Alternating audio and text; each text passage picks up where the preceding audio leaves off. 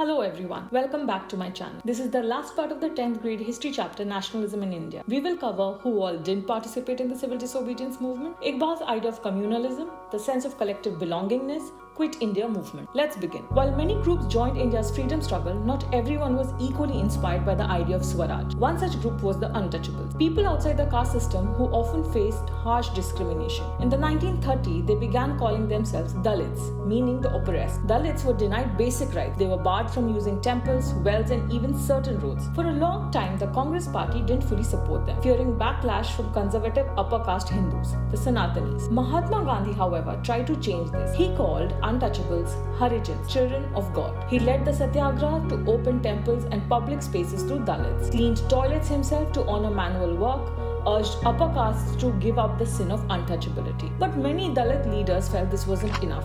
They believed political power was essential, so they demanded reserved seats in schools and legislative bodies, a separate electorate so Dalits could elect their own representatives. Reserved seats means certain spots saved for specific groups to ensure fair representation. For example, in a co-ed school council election, 2 seats are only for girls. Separate electorate means where each group votes only for its own representative. For example, in a school council election, sports students will only vote for their sports leader, the music student will vote for their music leader, and so on. Moving on, Dr. B.R. Ambedkar was a key leader. In 1930, he formed the Depressed Classes Association and demanded separate electorates for Dalits at the Second Round Table Conference in London, and the British agreed. However, Gandhiji opposed this, fearing it would divide society further. He went on a fast unto death in jail. The nation was tensed. Eventually, Ambedkar and Gandhi reached a compromise, the Pune Pact of 1932. Dalits got reserved seats in legislatures, and they were to be elected by the general electorate, not separately. Even after the pact, many Dalits remained unsure of the Congress' true commitment to their equality. Just like the Dalits, many Muslim political organizations did not fully join the freedom movement. Why? In the early 1920s, Hindu and Muslims united in the non-cooperation and the Khilafat movement. But when both ended suddenly, many Muslims felt disappointed and left out. Slowly, they began to feel alienated from the Congress. From the mid-1920s, the Congress was seen as leaning closer to Hindu religious groups like the Hindu Mahasabha, making some Muslims uneasy. At the same time, religious processions grew more aggressive, riots and clashes broke out, trust between Hindus and Muslims declined. In 1927, there was hope again. The Congress and the Muslim League tried to work together. Muslim League leader Muhammad Ali Jinnah offered to give up the demand for separate electorates if Muslims got reserved seats in the Central Assembly and fair representation in Muslim majority provinces like Bengal and Punjab. But at the 1928 All Parties Conference, Hindu Mahasabha leaders like M.R. Jayakar rejected the compromise and the effort failed. By 1930, when the civil disobedience movement began, mistrust had deepened. They feared that they will lose their Muslim identity and culture under a Hindu majority rule. They worried about being a powerless minority in an independent India. So many Muslims chose not to join the civil disobedience movement. Let's discuss source D. This is Sir Muhammad Iqbal's speech in 1930, which played a big role in shaping the demand for Pakistan. Let's break it down. So Iqbal said that the Muslims should have separate electorates. Why? Because he believed that Muslims were a distinct community with their own culture, religion, and tradition. To protect their identity in a diverse country like India, they needed their own political voice. Iqbal believed that Muslims should be free to grow according to their own values. He wasn't against Hindus or other communities. He just felt that each group should have the space to grow in its own way without interference. Iqbal explained that being proud of your community, which he called communalism, isn't a bad thing. In fact, it can help build unity in a diverse society. He said India wasn't like Europe, where people mostly belonged to one race or religion. India had many different groups and each one needed to be respected. Iqbal also pointed out that economic problems Muslims were facing, especially in Punjab. Many Muslims were in debt and poor, and that made them more vulnerable. So by having separate electorates, Muslims could protect not just their culture but also their economic rights and political power. Moving on, how did people in India start feeling like they were part of one single nation? Let's start with the word nationalism. It means a strong feeling of love and unity for your country. But here's the interesting part. In the past, India didn't exist as one united country like it does today. People spoke different languages, followed different customs, and lived in different regions. Notice in this picture how Bal Gangadhar Tilak is surrounded by symbols of unity. The sacred institutions of different faiths frame the central figure. So how did they begin to feel that they were all part of the same nation? One big reason was united struggles. When people came together to fight against British rule, like during movements and protests, they began to feel connected. They saw that others shared the same hopes and the same problem. But struggles weren't the only reason people felt united. There were also powerful cultural tools that helped spread nationalism. These included history and fiction, folk songs and stories, popular prints and symbols. Let's discuss in detail. The concept of Bharat Mata. When people talk about a nation, they don't just mean land and borders. A nation is also about feelings, the emotions, pride and unity that connect people. And often those feelings are represented using symbols or images. These help people identify with the country in a more personal way. Now in India's case, during the 20th century, when the feeling of nationalism, love and pride for our country was growing strong, the image of the nation became connected with a figure called Bharat Mata, meaning Mother India. This idea started with the writer named Bankim Chandra Chattopadhyay in the 1870s. He wrote a song called Vande Mataram, which meant I bow to thee, mother. This wasn't just any song, it was a hymn to the motherland, showing love and respect for the country as if it were a mother. Later, he included this song in his famous novel Anand Math, and it became very popular, especially during the Swadeshi movement, a time when Indians were protesting British rule by promoting Indian goods and rejecting British products. Inspired by all this, Amindranath Tagore, a famous Indian painter, created the first painting of Bharat Mata. As time went on, different artists painted Bharat Mata in different ways, and her image became more and more popular.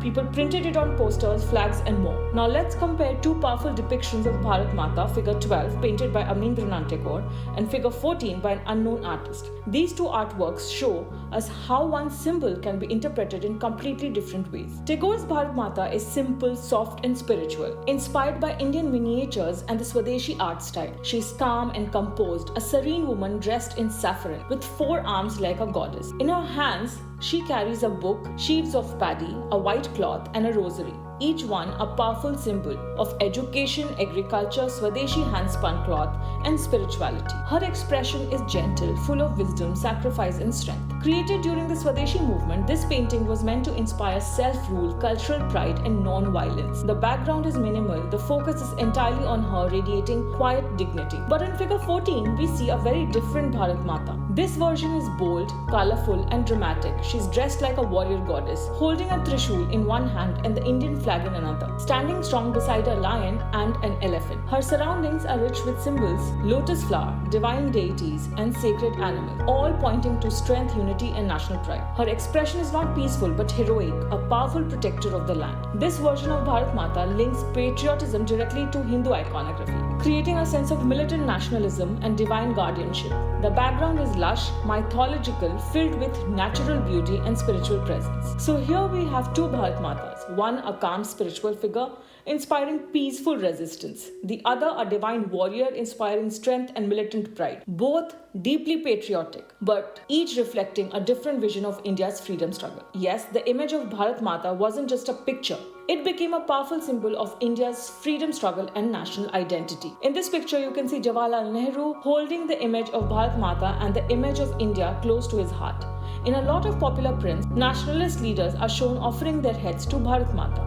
The idea of sacrifice for the mother was powerful within popular imagination. Moving on to folklore. Let's take a step back to the late 1800s. India was under British rule and many Indian thinkers and leaders started asking an important question. Who are we really? What does it mean to be Indian? To answer that, they didn't just look at books or history written by the British. Instead, they turned to something closer to the heart of the people.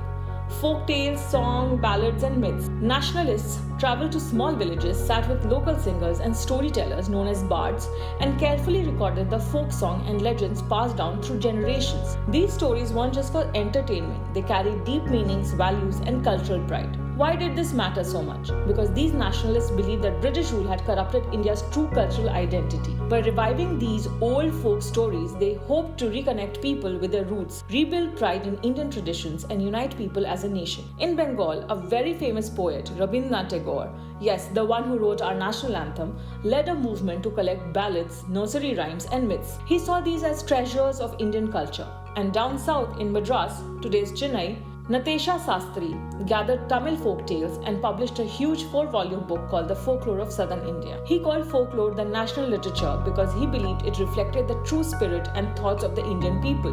These stories became tools for building a national identity. They reminded Indians of their shared history, values, and strength, which was crucial in the fight for freedom. Icons and symbols. So let's go back in time to the early 1900s. India was under British rule, but a strong national movement was starting to grow. Leaders knew that to bring people together from different regions, religions, and languages, they needed something powerful, something that everyone could connect. That's where icons and symbols came in. During the Swadeshi movement in Bengal around 1905, a special tricolour flag was created. It had 3 colours, red, green and yellow. There were 8 lotuses on it, symbolizing the 8 provinces of British India.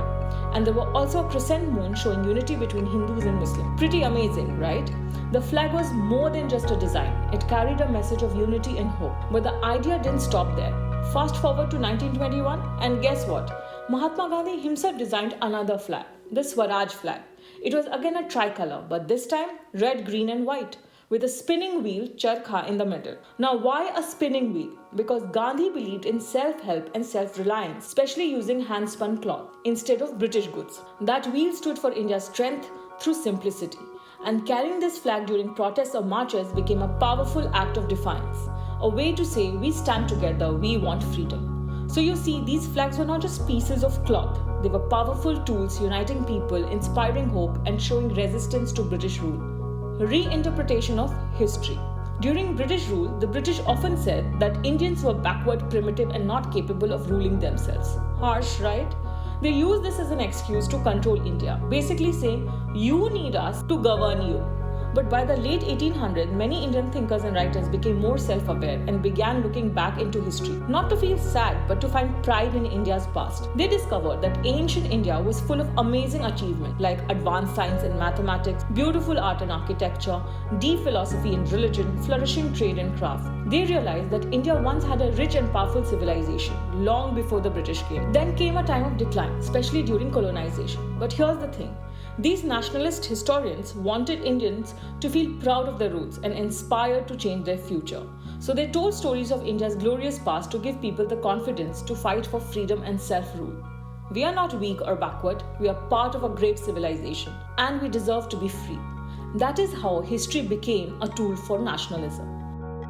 But here's where the problem came in. Sometimes, while trying to create this common identity, people look to the past to find hero stories and symbols to unite everyone.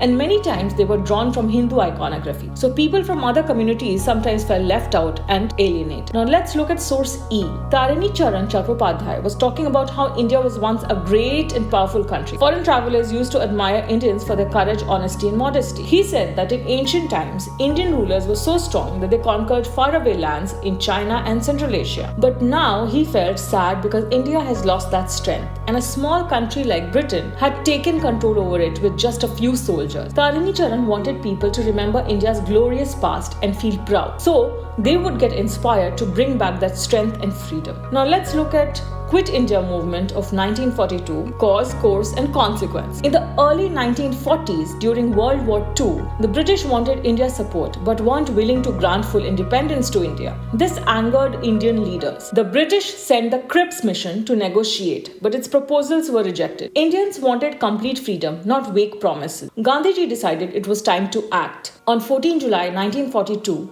the Congress Working Committee met in Wardha and passed the Quit India resolution, demanding immediate British withdrawal. On 8th August in Bombay, the All India Congress Committee approved it.